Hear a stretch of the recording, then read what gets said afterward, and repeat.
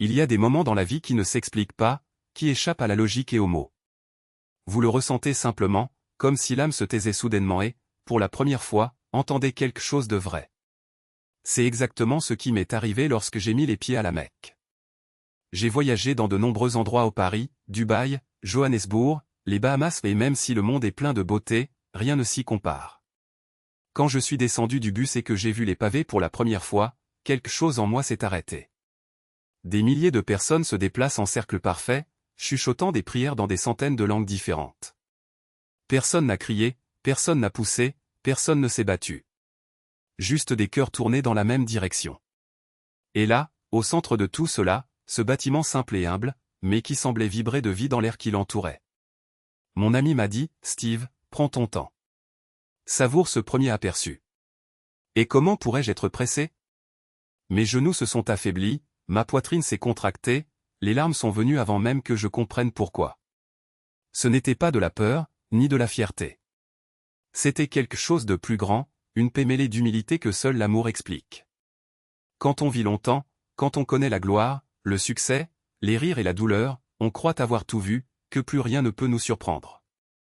Mais alors vous êtes là, devant la Kaaba, et vous réalisez que vous avez passé toute votre vie à manquer quelque chose d'essentiel. J'ai vu des gens pleurer, j'ai vu des sourires entre les larmes.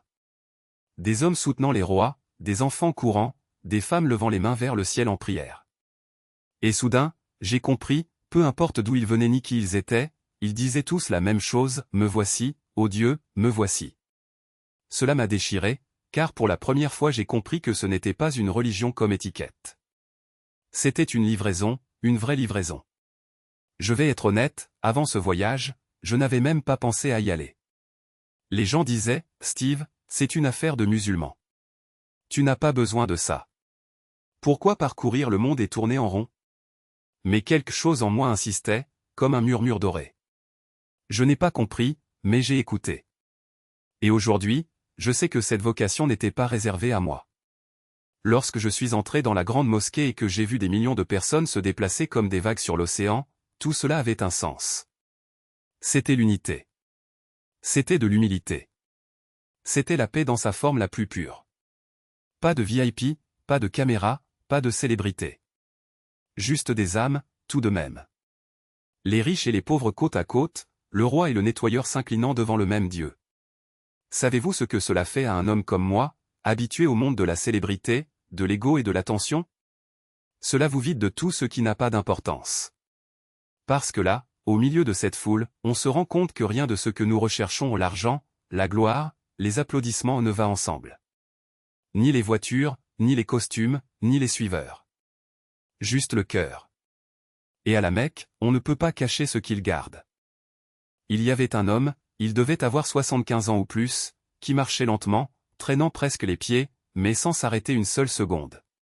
Chaque fois qu'il passait devant la Kaaba, il murmurait une prière. À chaque fois. Et j'ai pensé, c'est ça la dévotion.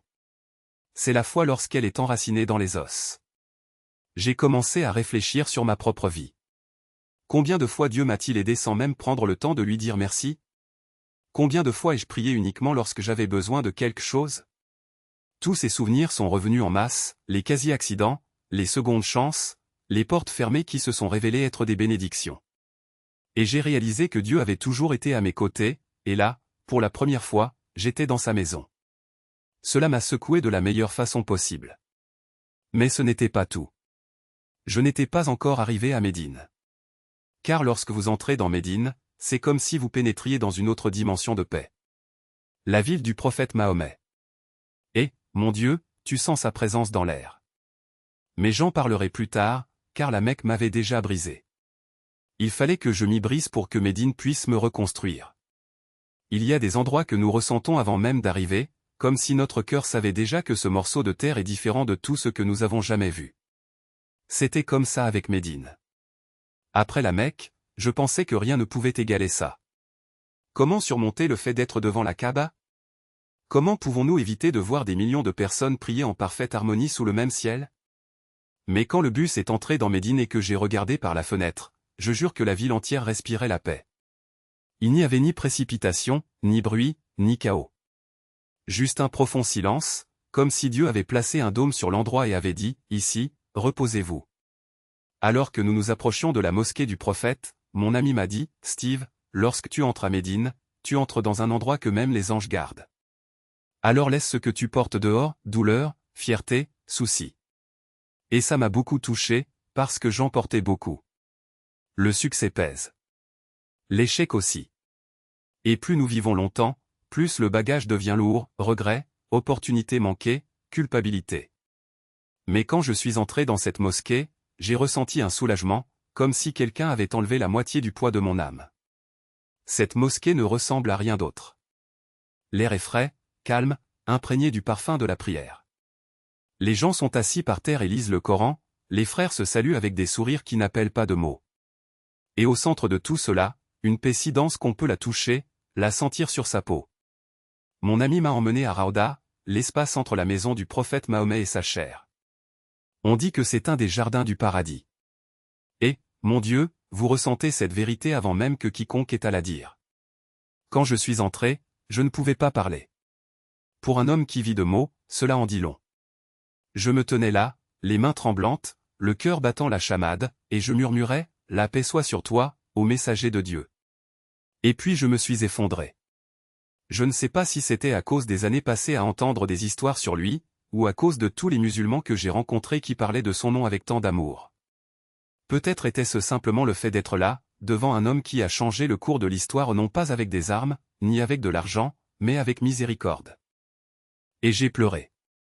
Je ne sais pas comment l'expliquer correctement, mais c'était un cri de gratitude. Parce qu'à ce moment-là, j'ai compris, pour la première fois de ma vie, pourquoi les musulmans l'aiment tant.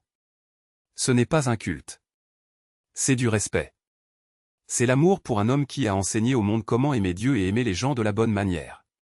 Et si je suis honnête, j'ai aussi pensé à Jésus. Parce que j'ai réalisé que ces deux hommes, Jésus et Mahomet, ont vécu pour enseigner à l'humanité comment servir, comment pardonner, comment. La paix n'est pas là-bas, elle est ici. Et il attend que vous arrêtiez de courir suffisamment longtemps pour le rattraper. Je me souviens avoir marché dans ces rues, observé comment les gens bougeaient. Pas pressés, pas la tête enfouie dans les téléphones, mais présents.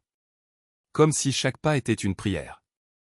Et j'ai pensé à ma propre vie, ô combien de fois j'avais couru au-delà des bénédictions juste pour poursuivre la prochaine grande chose. Combien de couchers de soleil j'avais raté parce que j'étais trop occupé à compter mes victoires. Mais à Médine, le temps ne ressemblait pas à une course. C'était comme un rythme. Un battement de cœur. Et pour la première fois, j'ai assorti le mien. Avez-vous déjà remarqué à quel point les choses les plus puissantes de la vie ne sont pas accompagnées d'instructions? Amour. Foi.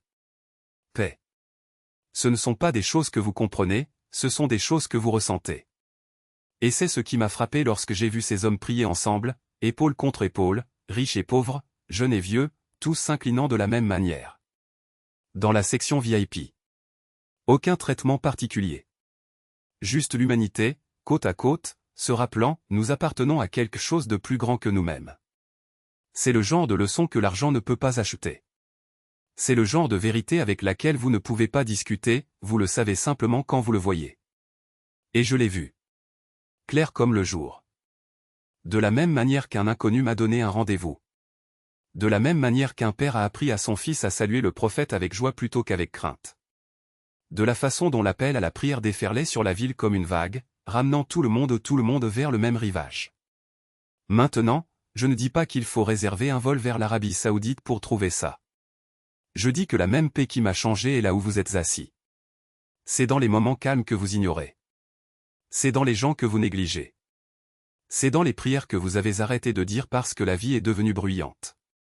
Mais voici le problème avec la paix, elle ne crie pas. Ça murmure. Et si vous n'êtes pas encore assez capable de l'entendre, vous passerez toute votre vie à courir après les échos. Je n'oublierai jamais la dernière nuit à Médine. Je faisais mes valises et j'ai trouvé ce trou de date dans ma poche. Celui que le vieux frère m'a donné. Je l'ai tenu dans ma main et j'ai pensé, ça y est. C'est la leçon. Pas un grand discours, pas un miracle qui changerait ma vie, juste un homme qui me donnait son dernier fruit parce qu'il croyait en quelque chose de plus grand que lui. Et c'est à ce moment-là que ça a cliqué. La foi ne concerne pas les grands moments. Il s'agit des petits. Ceux qui vous manquent presque. Alors voici ce que je vous dis, arrêtez d'attendre que la paix vous trouve. Vous l'avez déjà. Tu dois juste ralentir assez longtemps pour t'en souvenir. Et quand tu le fais? Mec, tout change. La façon dont vous parlez à vos enfants. La façon dont vous traitez votre prochain. La façon dont vous vous regardez dans le miroir. Parce qu'une fois que vous réalisez que vous n'êtes pas au centre de l'histoire, vous commencez à vivre comme ça. Je suis rentré à la maison et les gens m'ont demandé, « Steve, qu'est-ce qui est différent chez toi ?» Et je leur ai dit la vérité, je ne suis pas différent. Je viens de me rappeler qui j'étais. Et c'est le problème à propos de Medine, ça ne vous change pas. Cela vous réveille simplement. Et une fois réveillé, vous ne pouvez pas ignorer la lumière. Donc si vous en retenez une chose, que ce soit celle-ci, la paix n'est pas une destination. C'est une décision. Et cela commence au moment où vous décidez d'arrêter de combattre le monde et de commencer à faire confiance à celui qui l'a créé. Parce qu'en fin de compte, c'est tout ce que chacun d'entre nous recherche réellement. Pas de réponse. Pas la célébrité. Pas même le bonheur. Juste la paix. Et c'est là depuis toujours. Tu dois juste être suffisamment immobile pour le laisser entrer. Quelque part au plus profond de vous, au calme, stable, inébranlable. Cela ne se cache pas. Ce n'est pas loin. C'est juste là, dans l'espace entre votre prochaine respiration et celle d'après, dans le calme que vous aviez trop peur de rencontrer. Au moment où vous abandonnez le poids de faire vos preuves, au moment où vous arrêtez d'exiger que Dieu agisse selon vos conditions et commencez à lui faire confiance pour agir avec vous, quelque chose change. Pas là-bas. Ici. Parce que la vérité est que vous avez mené la mauvaise bataille. Vous pensiez que la paix était quelque chose que vous deviez rechercher, quelque chose que vous deviez gagner, mendier ou lutter pour vous soumettre. Mais la paix n'est pas une récompense en fin de course. C'est le sol sous vos pieds tout le temps. Tu as juste continué à courir. Vous avez continué à insister sur votre propre voie, votre propre calendrier, votre propre définition de ce qui devrait être. Et pendant tout ce temps, Dieu disait, arrête. Sois simplement. Je te tiens. C'est le choix, n'est-ce pas? Continuez à griffer les murs de votre propre compréhension, ou enfin lâcher prise et le laisser vous guider. Continuez à traiter la vie comme un problème à résoudre, ou commencez à la traiter comme un cadeau à recevoir. Dès que vous le ferez vraiment, vous réaliserez que la guerre n'a jamais été contre le monde. C'était contre la seule personne qui avait tendu la main tout le temps. Et quand tu le prends, c'est alors que commence la vraie marche. Pas vers un horizon lointain, mais plus profondément au cœur de ce qui vous appartient déjà.